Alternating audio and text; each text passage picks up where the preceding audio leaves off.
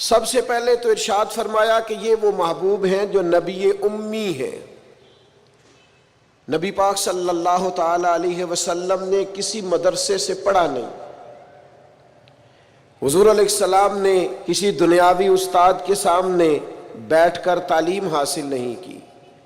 محبوب کو جو پڑھایا اور سکھایا ہے رب تعالیٰ نے ہی سکھایا ہے۔ حضور نے دنیا میں کسی سے نہیں پڑھا، حضور کا کوئی استاذ نہیں، لیکن علم و حکمت کے، فہم و فراست کے، تدبر اور دانائی کے وہ عظیم موتی میرے رسول پاک نے بیان فرمائے ہیں جو کسی اور کے حصے میں کبھی نہیں آئے، نہ آ سکتے۔ نبی پاک امی ہیں، کسی دنیاوی استاد سے سرکار نے نہیں پڑھا، اور یہ بھی حضور کی نبوت پر اعلیٰ دلیل ہے کہ پڑھا کسی سے بھی نہیں، لیکن جب حضور بولتے تو حکمت کے موتی پوری دنیا کے اندر پھیل جایا کرتے اور خوشبو سمٹ جایا کرتی۔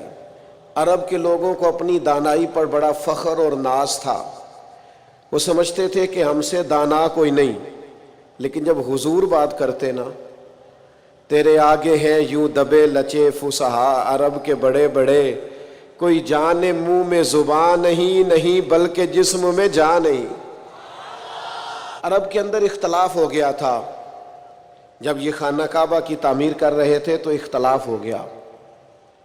ابھی نبی پاک علیہ السلام نے اعلان نبوت نہیں فرمایا تھا، پہلے تو بڑے ذوق شوق سے مل کے بیت اللہ شریف کی نئے سرے سے انہوں نے تعمیر کی، لیکن چونکہ رقابت رکھتے تھے، آپس میں دشمنیاں رکھتے تھے، جب حجر اسود کو اپنی جگہ پہ لگانے لگے تو اختلاف ہو گیا۔ ایک قبیلہ کہنے لگا میں کروں گا، دوسرا کہنے لگا میں کروں گا۔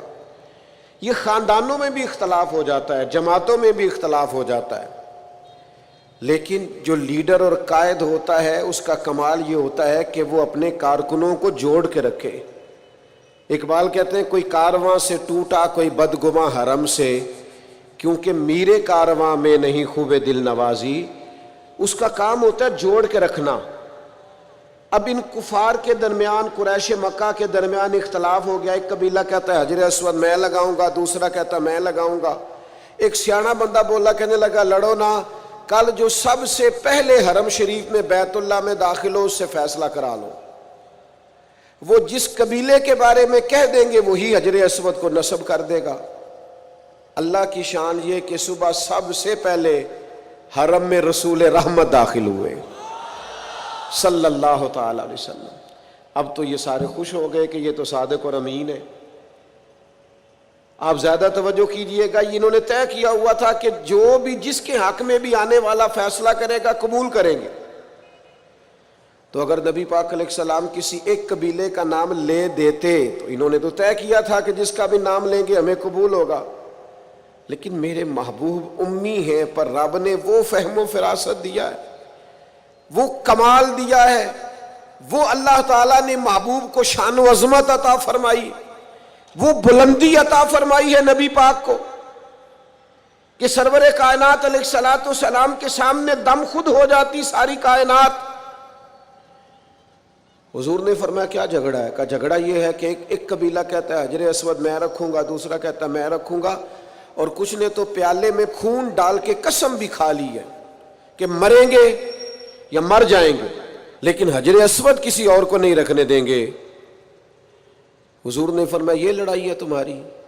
کہا ہاں۔ تو محبوب نے نا اپنی چادر مبارک کو بچھایا، حجر اسود کو اٹھا کے چادر میں رکھا، فرمایا لڑو نا، سارے قبیلے ہی چادر کا ایک ایک کونا پکڑ لو۔ 12 کے 12 قبیلوں نے چادر کا ایک ایک کونا پکڑا، وہ اٹھا کے لائے جہاں رکھنا تھا۔ محبوب نے اپنے ہاتھوں سے اٹھا کے جو رکھا نا حجر اسود کو، اور پھر پلٹ کر ان کے چہرے دیکھے تو حضور کے فیصلے پر سارے راضی ہو چکے۔ یہ دانائی، یہ تدبر، حضور امی۔ اور ایک اور بات بھی، ہم اپنی نسلوں کو مطمئن نہیں کرتے، ڈانٹ کے چپ کراتے ہیں۔ اگر ذہنی سطح پر کوئی سوال ابھرتا ہے، گھر میں کوئی اختلاف ہوتا ہے، تو ہمیں دلیل کی طاقت کے ساتھ سامنے والے کو مطمئن کرنا چاہیے۔ ہم کتاب و سنت کے ماننے والے ہیں، ہمارے پاس روشن دلائل ہیں، ہمیں ذہنی سطح پر ابھرنے والے سوالات کے جواب دینے چاہیے، اپنے بچوں کو، اپنے بھائیوں کو، اپنے قبیلے کو، اپنے دوستوں کو مطمئن کرنا چاہیے۔ ہم کیا کرتے ہیں؟ ہم بعضوں کا ڈانٹ دیتے ہیں، بعض اوقات اس طرح کا رویہ کرتے ہیں کہ لاپرواہی کرتے ہیں، ہمیں پتہ ہوتا ہے سوالوں کے جوابات کا، لیکن ہم توجہ نہیں دیتے۔ فتح مکہ ہوا اور کچھ عرصے کے بعد ایک بڑا معرکہ پیش آیا، تو اس بڑے معرکے میں مال غنیمت آیا۔ اب اصول یہ تھا کہ جو لوگ نئے نئے مسلمان ہوتے تھے ان کی تالیف قلب کے لیے انہیں زیادہ مال دیا جاتا تھا، کیونکہ ان کے ساتھ لوگ تعلق توڑ دیتے تھے، تو نئے مسلمانوں کو مؤلفۃ القلوب، یہ قرآن مجید کی اصطلاح ہے، ان کو زیادہ دیا جاتا تھا۔ تو مکے میں جو لوگ تازے مسلمان ہوئے تھے حضور نے ان کو زیادہ مال دیا۔ اب انصار مدینہ میں سے ایک دو نوجوانوں نے یہ کہہ دیا کہ حضور کے وہ اپنے رشتہ دار ہیں نا، معاذ اللہ، بس وہ جذباتی بات کسی کی زبان سے نکل گئی، قریبیوں پر توجہ، اور کہیں بھی محبت میں ان کا خیال تھا، شارحین کہتے ہیں کہ اگر حضور ادھر نوازنے لگے ہیں تو کہیں ایسا نہ ہو واپس مکے چلے جائیں، محبت میں کہا۔ تو اب اس پر اللہ کے محبوب علیہ الصلوۃ والسلام نے کیا کیا؟ فرمایا انصار مدینہ کو، یہ مسلم شریف میں موجود ایک ترکی خیمہ تھا، فرمایا انصار کو خیمے میں جمع کرو۔ خیمے میں جمع کیا تو حضور فرمانے لگے، یہ ذرا انداز دیکھیے میرے کریم، حضور فرمانے لگے مدینے والوں تم کہہ سکتے ہو کہ یا رسول اللہ آپ کے شہر والوں نے تو آپ کو بڑی تکلیف دی تھی، ہم آپ کو یہاں لائے تھے، تم کہہ سکتے ہو؟ ان کی آنکھوں سے فوراً آنسو چھلک پڑے، یا رسول اللہ ہم کون ہوتے، ہم پر تو آپ نے مہربانی کی، آپ تشریف لے آئے۔ وہ دو عالم کی رحمت تھے، جہاں چاہتے وہیں رہتے، یہ ان کی مہربانی ہے کہ یہ عالم پسند آیا۔ حضور نے فرمایا تم کہہ سکتے ہو کہ یا رسول اللہ یہ تو بدر میں تلواریں لے کر شہید کرنے آئے تھے، ہم نے جانوں کے نذرانے پیش کیے، کہو۔ وہ رو پڑے، کہ یا رسول اللہ نہیں، یہ تو ہم پہ اللہ رسول کا احسان ہے کہ ہم میں سے کوئی شہید ہو گئے، کوئی غازی ہو گئے۔ نبی کریم علیہ السلام نے فرمایا تم کہو کہ یہ احد میں آپ پر پتھر برساتے تھے، ہم نے سینے آگے کر کے ڈھال بنائی تھی، کہو۔ ہر ایک آنکھ آنسو برسانے لگی، آنسوؤں کے وضو ہونے لگے۔ جب پوری طرح دل نرم ہو گئے تو محبوب نے ایک جملہ ایسا کہا کہ سوال ہی سرے سے ختم ہو گیا۔ فرمایا مدینے کے میرے بھولے انصار، کیا تم یہ پسند نہیں کرتے کہ مکے والے اپنے گھر جائیں تو بھیڑ بکریاں اونٹ لے کے جائیں، اور تم جب مدینے جاؤ تو اللہ کا رسول اپنے ساتھ لے کے جاؤ؟ کیا تم یہ پسند نہیں کرتے کہ تم مجھے اپنے ساتھ؟ بس پھر تو دل نعرے لگانے لگے، روحیں وجد کرنے لگی، طبیعتیں کھلنے لگیں۔ رسول اللہ صلی اللہ تعالی علیہ وسلم کے لفظوں پر وہ لوٹ پوٹ ہونے لگے۔ حضور امی ہیں پر محبوب بات کرتے ہیں نا تو سینہ ایسے کھل جاتا ہے کہ جیسے نور نالا نور ہو گیا۔ حضور بات کرتے ہیں تو منہ سے پھول جھڑتے ہیں، نبی کریم علیہ السلام گفتگو کرتے ہیں تو یوں لگتا ہے ساری باتیں میرے لیے ہی ہیں، ساری باتیں آپ کے لیے ہی ہیں۔ حضور امی ہیں، اور پھر اللہ تعالیٰ فرماتے ہیں کہ یہ محبوب وہ ہیں جن کی شان یہ ہے کہ الذی یجدونہ مکتوبا عندہم فی التوراۃ والانجیل، فرمایا ان کی شانیں تم لکھی ہوئی پاؤ گے تورات میں بھی اور انجیل میں بھی۔ حضرت عیسیٰ تو خود فرما گئے نا، میں تمہیں اپنے بعد ایک محبوب کی خوشخبری دے کے جا رہا ہوں جن کا نام احمد ہوگا۔ ابن یعقوب کو اللہ نے صورت بخشی، ید بیضا کی کلیم اللہ کو نعمت بخشی، ہر نبی کو کوئی عزت کوئی عظمت بخشی، اور میری سرکار کو بے پردہ زیارت بخشی۔ فرمایا میں تمہیں خوشخبری دے کے جا رہا ہوں، اپنے بعد بشارت دے کے جا رہا ہوں۔ ان کا نام احمد ہوگا۔ نبی پاک صلی اللہ تعالی علیہ وسلم کی شانیں تورات میں بھی لکھی، انجیل میں بھی۔ آپ دیکھیے صحیح بخاری میں یہ حدیث موجود ہے، حضرت عطا رضی اللہ تعالیٰ عنہ بیان کرتے ہیں کہ میری حضرت عمر ابن عاص رضی اللہ تعالیٰ عنہ سے ملاقات ہوئی۔ میں نے کہا مجھے نبی پاک کی وہ شانیں تو بتائیں جو تورات میں لکھی ہیں۔ حضرت عمر ابن عاص تورات کے جاننے والے تھے، فرمانے لگے اللہ کی قسم تورات میں حضور کی بعض وہ شانیں بھی لکھی ہیں جنہیں قرآن بیان کرتا ہے۔ جس طرح قرآن نے کہا یا ایھا النبی انا ارسلناک شاہدا ومبشرا ونذیرا، اے محبوب ہم نے آپ کو خوشخبری دینے والا، ڈر سنانے والا بنا کر بھیجا ہے اور گواہ بنا کے بھیجا ہے۔ فرمایا جس طرح یہ قرآن میں لکھا ہے اسی طرح حضور کی یہ شانیں تورات میں بھی لکھی ہوئی۔ پھر حضرت عمر ابن عاص رضی اللہ تعالیٰ عنہ ارشاد فرمانے لگے حضور علیہ السلام کا نام تورات میں رسول بھی لکھا ہے اور متوکل بھی لکھا ہے۔ پھر فرمایا تورات میں لکھا ہے کہ حضور نہ سخت مزاج ہوں گے نہ سخت دل ہوں گے، اور تورات کے اندر یہ بھی لکھا ہے کہ محبوب برائی کا بدلہ برائی سے نہیں دیں گے بلکہ کوئی برائی کرے گا تو بدلہ اچھائی سے دیں گے۔ یہ بھی لکھا ہے بازاروں میں شور نہیں کریں گے، یہ بھی لکھا ہے کہ معاف کر دیا کریں گے، بخش دیا کریں گے، اور تورات میں یہ بھی لکھا ہے کہ جن کے کان غفلت کی وجہ سے بہرے گونگے اور جو لوگ اندھے ہو گئے ہیں اللہ محبوب کی برکت سے سب کو بینائی اور بصارت عطا فرمائے گا۔ ایک نا یہودی کا بچہ حضور کے پاس آیا کرتا تھا، مسند امام احمد بن حنبل میں موجود ہے، حضور کے پاس آتا تھا اور نبی کریم صلی اللہ تعالی علیہ وسلم کی بارگاہ میں وہ خدمت کرتا تھا۔ بیمار ہو گیا، حضور تیمارداری کرنے گئے تو وہ اپنے باپ کی گود میں لیٹا ہے، تو حضور اس کے باپ سے فرمانے لگے قسم اٹھا کے بتا میری شانیں تورات میں نہیں لکھی ہوئی؟ تو معاذ اللہ تورات اس کی گود میں پڑی تھی لیکن مکر گیا، کہنے لگا نہیں لکھی۔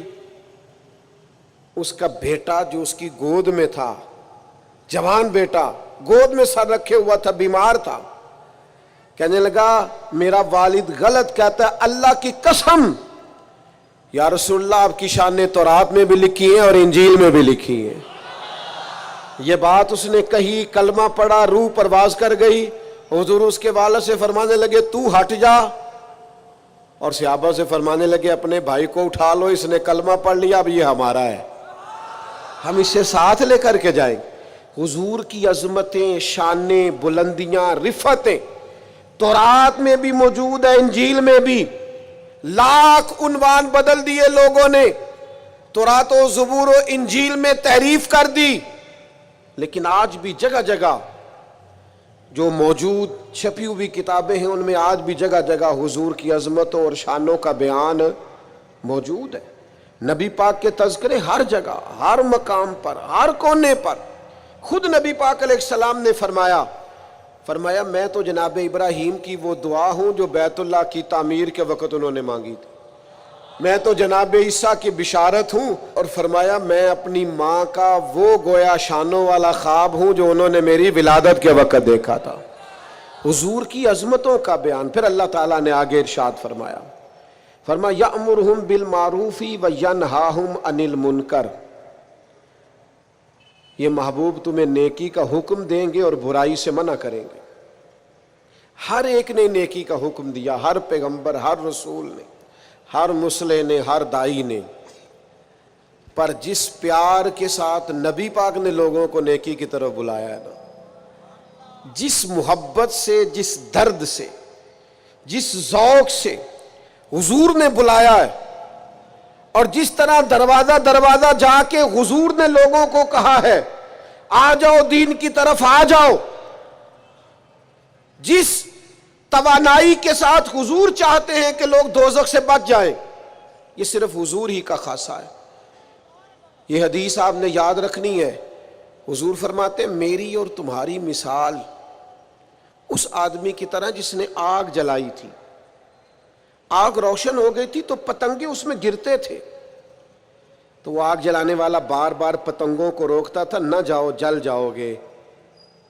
فرمایا تم بھی بار بار ایسے کام کرتے ہو جو تمہیں دوزخ میں لے جائیں، اور میں تمہیں سینہ بند سے پکڑ پکڑ کے بچاتا ہوں، یہ کام نہ کرنا دوزخ میں لے جائے گا، یہ کام نہ کرنا دوزخ میں۔ نبی پاک نے ایک ایک مرحلے میں امت کی رہنمائی کی، ایک ایک کونے میں تربیت فرمائی، اور بڑی جانفشانی کے ساتھ، بڑی ہمت کے ساتھ، جد و جہد کے ساتھ لوگوں کو دین کا پیغام دیا، اور پھر بڑی دانائی سے۔ آج کچھ لوگوں کا انداز تبلیغ جارحانہ ہے، وہ کسی کو نماز کی دعوت بھی دیتے ہیں تو تلخ لہجے کے ساتھ، اپنے کسی بھائی کو دین کا پیغام دیتے ہیں تو ترش انداز کے ساتھ، حالانکہ اپنے حق میں جب وہ باتیں کرتے ہیں تو میٹھی۔ آپ کو اگر اپنا سودا بیچنے کے لیے نرم بات کرنی آتی ہے تو حضور کے دین کے لیے نرم بات کیوں نہیں کرتے؟ اگر اپنے بچے کو اپنے حق میں قائل کرنے کے لیے لہجے کو باوضو کر کے میٹھا کرتے ہو تو اپنے بچے کو نماز کی طرف مائل کرنے کے لیے، دین کی طرف مائل کرنے کے لیے میٹھا کیوں نہیں کرتے؟ آپ کا انداز حسین ہو، خوبصورت ہو۔ ادعو الی سبیل ربک بالحکمہ، لوگوں کو دانائی کے ساتھ اللہ کی طرف بلاؤ۔ اور یہ جو لوگوں نے کہنا شروع کر دیا نا یہ صرف علماء کی ڈیوٹی ہے، تو میرے بھائی نبی پاک علیہ السلام نے تو ایک معنی میں ہر امتی کو مبلغ بنایا ہے۔ فرمایا میری ایک آیت بھی کسی تک پہنچی ہے، ایک بات بھی تو دین میں لے جائے، پھیلائے جا کے۔ ایک ایک آدمی کی ذمہ داری ہے، آج ایک ایک کی ذمہ داری ہے دین کی خدمت کرنا، ڈیوٹی کرنا، لوگوں کو خیر کی طرف بلانا، بھلائی کی دعوت دینا۔ بڑا ثواب ہے مدینہ شریف میں مسجد نبوی شریف اور جنت البقیع میں دفن ہونے کا، بڑا اجر ہے۔ پر حضرت جابر ابن عبداللہ کا مزار تو کہیں اور ہے، حضرت سعد بن ابی وقاص کا مزار تو کہیں اور ہے، حضرت ابو ایوب انصاری کا مزار تو کہیں اور ہے، حضرت انس بن مالک کی قبر تو کہیں اور ہے، مسجد نبوی میں اذان پڑھنے والے مؤذن جناب بلال حبشی کا مزار تو شام میں ہے۔ میرے دوستو وہ تو نکل گئے دنیا میں حضور کا پیغام لے کر، انہیں پتا تھا جنت البقیع میں دفن ہونے کا بڑا اجر ہے، انہیں یہ بھی پتا تھا کہ حضور کا اصل تو رضا اس میں ہے کہ دین کا پیغام دیا جائے، نکلا جائے۔ جب یہ درد لگ جاتا ہے نا زندگی میں تو پھر انسان گلی گلی گھومتا ہے دین کا پیغام لے کر، نگر نگر جاتا ہے۔ عدم سے لائی ہے ہستی میں آرزو رسول، کہاں کہاں لیے پھرتی ہے جستجو رسول۔ پھر انسان بیماریاں نہیں دیکھتا، تھکاوٹیں نہیں دیکھتا، گھر نہیں دیکھتا، پھر وہ اپنے اعلیٰ مقاصد کے لیے میدانوں میں رہتا ہے، جد و جہد کرتا ہے، کوشش کرتا ہے، ہمت کرتا ہے۔ آج امت مسلمہ کروڑوں میں ہے، کاروبار کو ٹائم دیتے، بچوں کو، دوستوں کو، صحت کو ٹائم دیتے، دین کو کیوں نہیں دیتے؟ پیغام دین، اور بڑے خوبصورت انداز میں دیکھیے نا،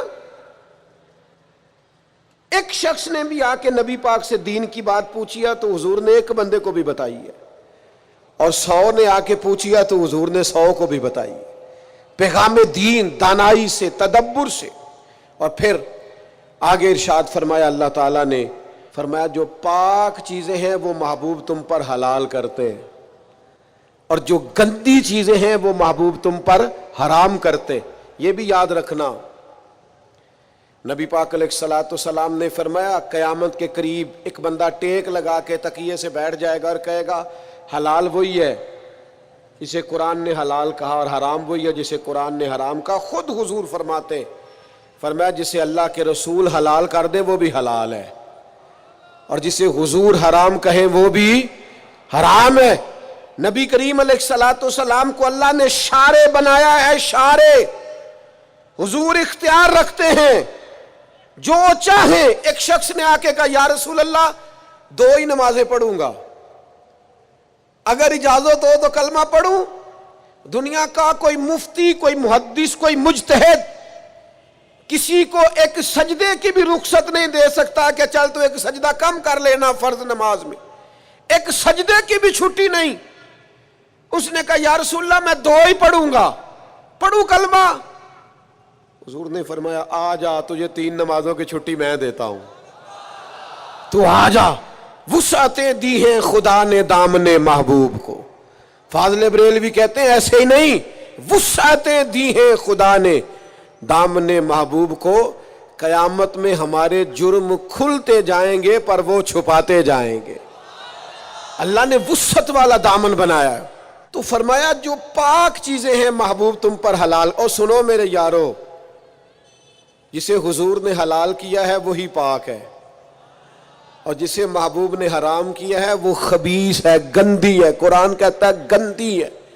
सुनो, हुजूर हलाल करेंगे पाकीज़ा चीजें, हराम करेंगे गंदी चीजें। नबी पाक ने तिजारत को हलाल किया तो तिजारत का रिस्क पाक है। सूद को हराम किया तो सूद गंदा है। दूध पाक है, तैयब है, शहद पाक है, तैयब है। शराब गंदी है, नापाक है। याद रखना, जिसे मुस्तफा ने नापाक कर दिया वो कभी पाक हो सकती। जिसे रसूलुल्लाह सल्लल्लाहु अलैहि वसल्लम पाक कहे वो कभी नापाक हो सकता। याद रखो, वही चीजें पाक हैं जिन्हें मेरे करीम ने पाक किया, और वही लोग पाक हैं जो हुजूर के दरवाजे के करीब रहे।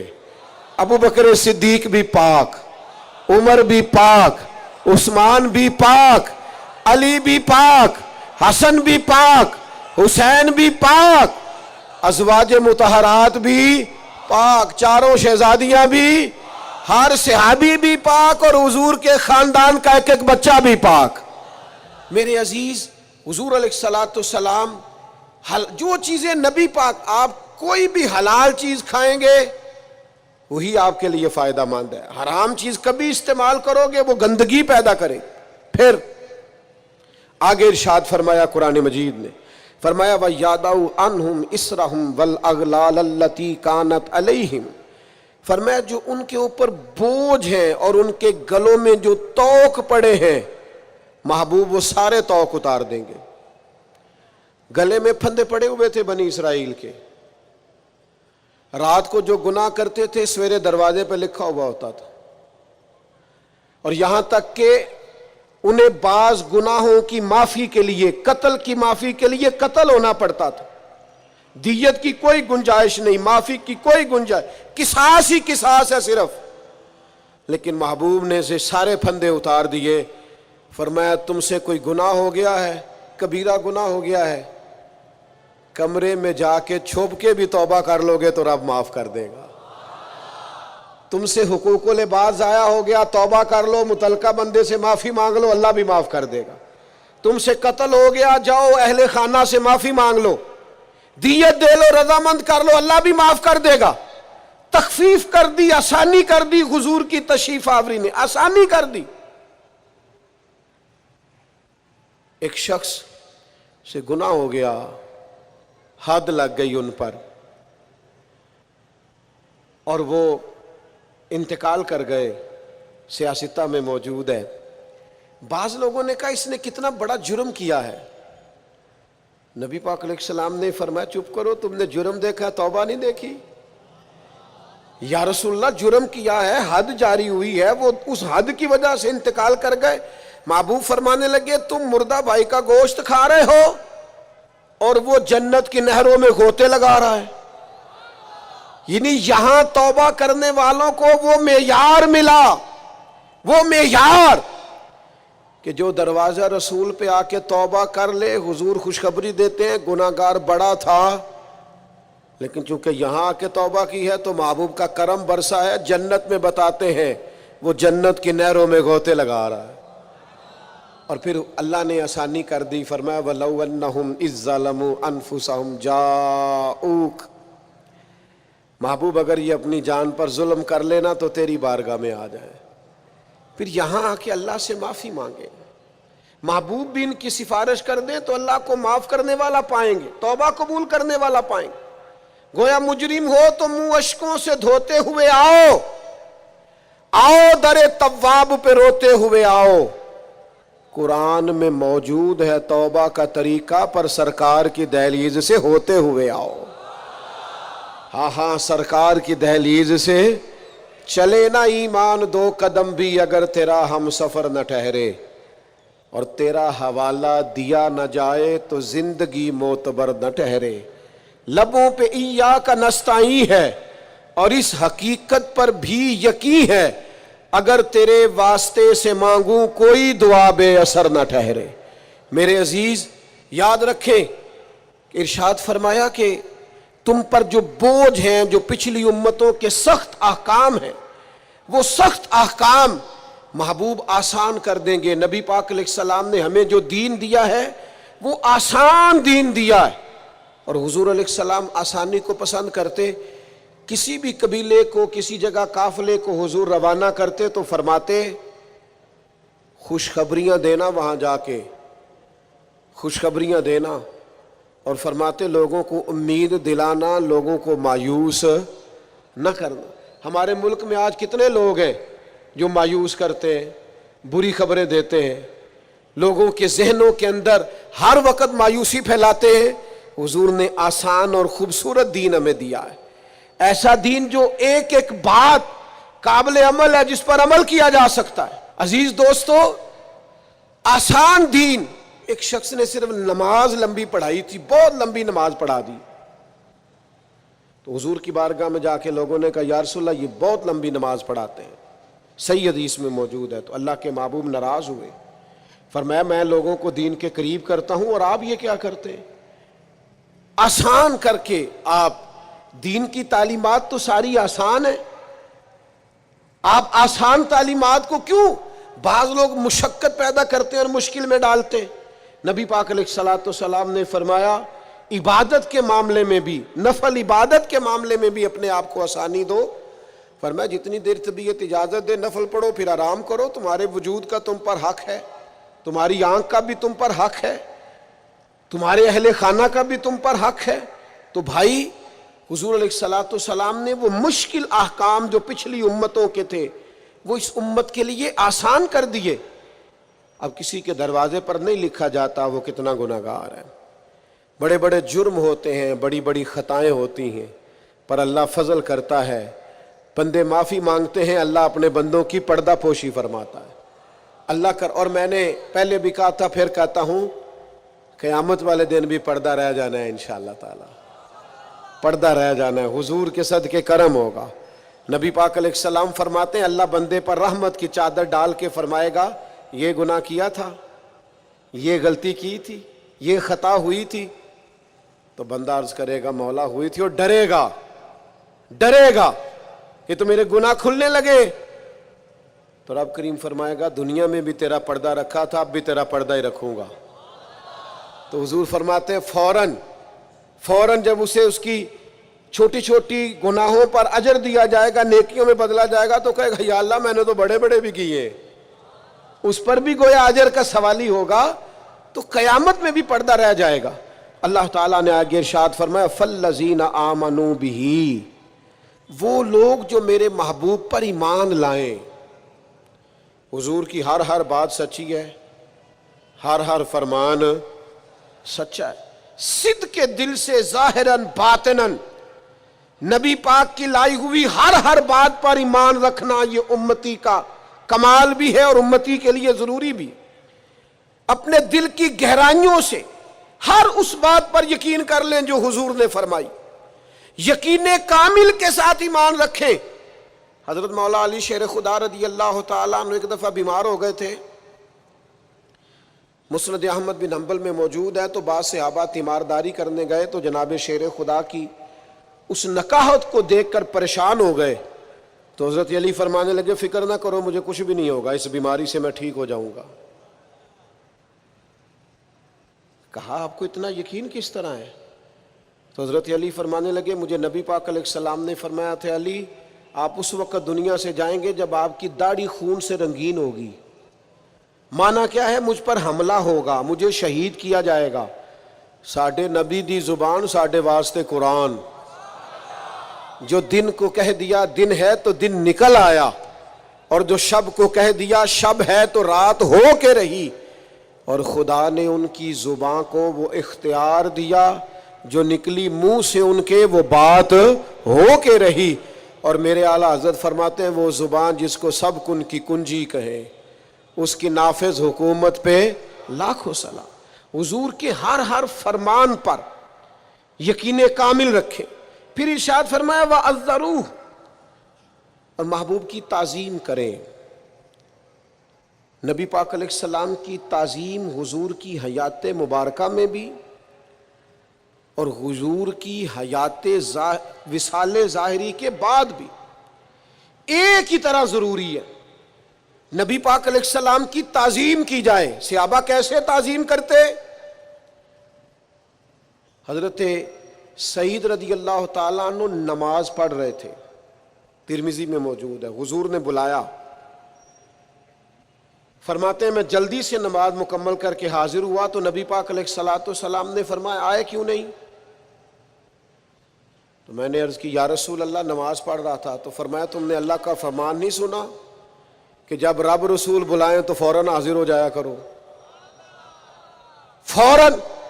علماء نے مسئلہ لکھا ہے کہ عین حالت نماز میں بھی اگر کسی کو نبی پاک بلائیں، عین حالت نماز میں بھی میں نماز پڑھا کہ تین ول ویکھاں میں نکابہ بھول گیا آئی اے بھول گئیاں نہیں سب سوم صلاتاں تے اکو یار دا فکر پہ آئی. اسی لیے تو فاضل بریلوی نے کہا تھا آجیو آؤ شہنشاہ کا روضہ دیکھو.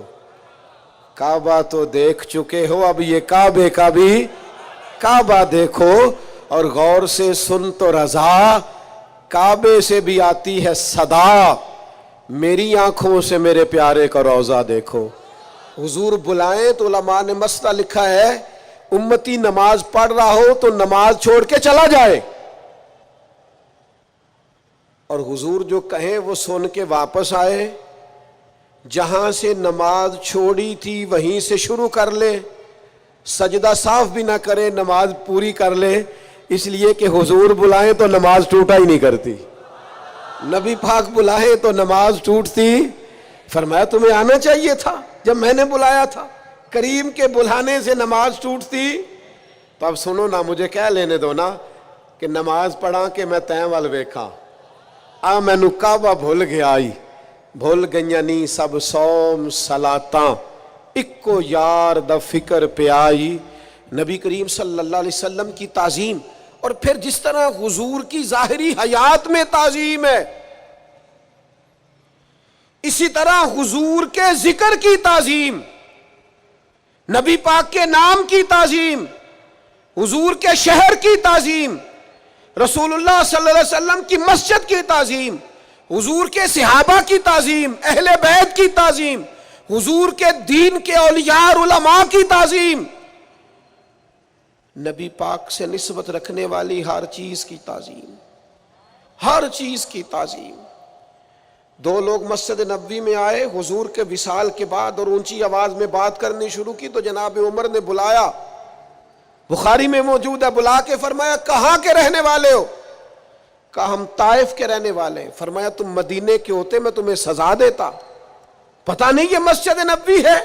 اے پائے نظر ہوش میں آ یہ کوہ نبی ہے، آنکھوں سے بھی چلنا یہاں بے ادبی ہے. امام مالک رحمت اللہ تعالی علیہ سے کوئی بندہ فقہ کا مسئلہ پوچھتا تو بتا دیتے. اگر کہتا نا حدیث رسول سننی ہے تو امام صاحب پہلے وضو کرتے، غسل کرتے، لباس بدلتے، خوشبو لگاتے، امامہ باندھتے، ممبر پر بیٹھتے. تو لوگ کہتے حضور یہ کیا کرنے لگے ہیں؟ فرمایا میں ذکر رسول کرنے لگا ہوں، میں اپنے محبوب کا ذکر کرنے لگا ہوں. نبی پاک کے ذکر کی برکت ہے، حضور کی تعظیم، نبی پاک کے ذکر کی تعظیم کرنی ہے. ایک دفعہ آپ بیان فرما رہے تھے تو بچھو نے ڈسا، 16-17 دفعہ ڈانگ مارا، رنگ بدلا امام صاحب کا، پر درس حدیث دیتے رہے. بعد میں کسی نے پوچھا حضور کیا ہوا تھا؟ فرمایا بچھو نے ڈانگ لیا تھا.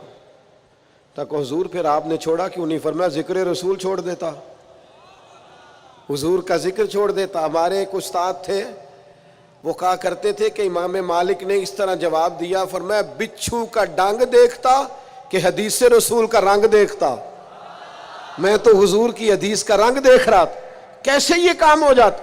میرے عزیز یاد رکھیں گے آپ، تعظیم رسول اللہ صلی اللہ علیہ وسلم کی تعظیم۔ ایاز کے بیٹے کا نام محمد تھا، محمد بن ایاز۔ تو محمود غزنوی جب بھی آواز دیتے کہتے محمد بن ایاز میری بات سننا۔ ایک دن محمود غزنوی نے کہا او ایاز کے بیٹے بات تو سننا۔ تو ایاز حاضر ہو کے عرض کرنے لگے غلام زادے سے کوئی غلطی ہو گئی ہے، آج محمد بن ایاز نہیں کہا۔ تو سفید داڑھی اور بوڑھے محمود غزنوی آنکھیں چھلک پڑی، ہاتھ کانپنے لگے، کہنے لگے تیرے بیٹے کا نام میرے نبی کے نام پر ہے، آج میرا وضو نہیں تھا اس لیے میں نے کبھی بغیر وضو اپنے محبوب کا نام لیا ہی نہیں ہے، کیونکہ تو نے ان کے نام کی برکت سے رکھا ہے نا۔ تو جب یہ نام لیتا ہوں حضور کا اسم گرامی، مجھے یاد آ جاتا ہے حضور کی تعظیم، میرے دوست نبی پاک کی توقیر۔